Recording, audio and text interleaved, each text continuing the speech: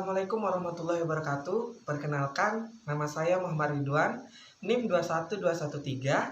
Saya dari Institut Pertanian Stiper Yogyakarta, jurusan Ekonomi Pertanian, minat Sarjana Manajemen Bisnis Perkebunan, kelas B. Di sini saya mendapat tugas dari mata kuliah TPHP tentang bagaimana produksi dari beberapa komunitas. Dan di sini komunitas yang saya pilih adalah teh. Yang saya bahas adalah produk turunan dari teh. Ini dia videonya. Baiklah, kembali lagi bersama dengan berita seputar industri. Saya, Muhammad Ridwan, akan menemani beberapa menit Anda ke depan. Baiklah, kali ini kita akan mengulas bagaimana proses produksi dari pembuatan teh kotak.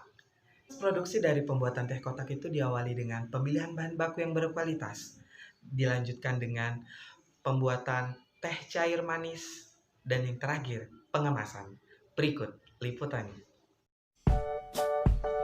Proses produksi pembuatan teh cair manis kemasan Tetra Pak.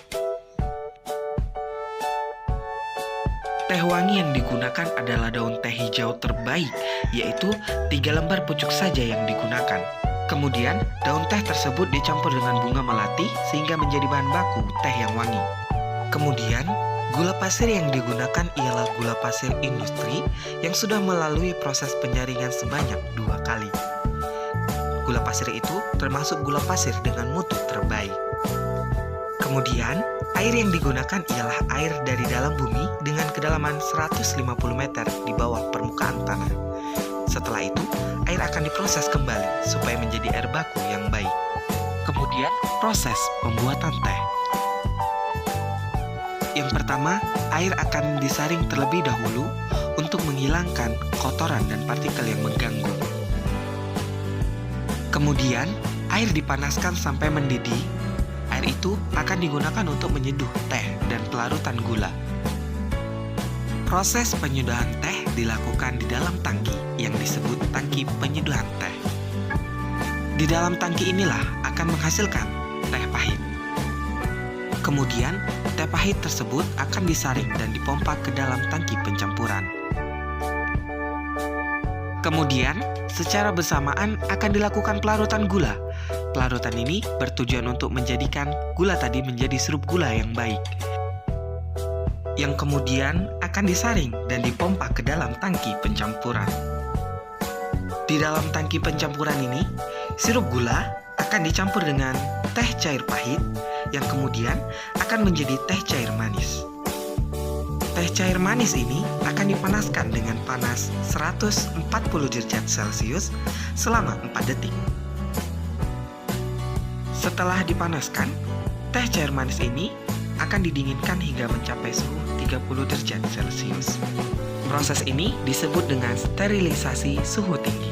Proses sterilisasi ini dilakukan di mesin sterilizer. Kemudian, wadah teh akan disterilisasikan untuk membunuh kuman yang ada. Kemudian setelah steril, mulailah dilakukan proses pengisian teh cair manis ke dalam kemasan. Wadah yang digunakan adalah wadah Tetra Pak. Setelah kemasan Tetra Pak itu terisi, kemasan langsung dirapatkan agar mencegah udara masuk ke dalam kemasan. Kemudian, kemasan berjalan menuju mesin straw applicator.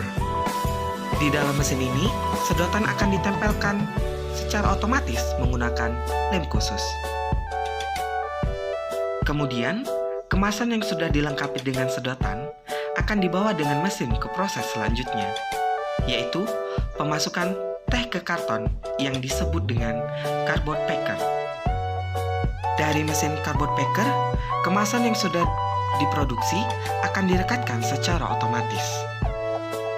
Karton yang sudah diproduksi akan diberi cap kode produksi dan akan disusun ke atas palet. Proses penyusunan ke atas palet disebut stacking. Ini dilakukan secara manual. Setiap palet terdiri dari 8 tumpuk karton. Setelah palet lengkap berisi 8 tumpuk, kemudian akan dibawa ke gudang penyimpanan. Itu dia proses pembuatan teh kotak.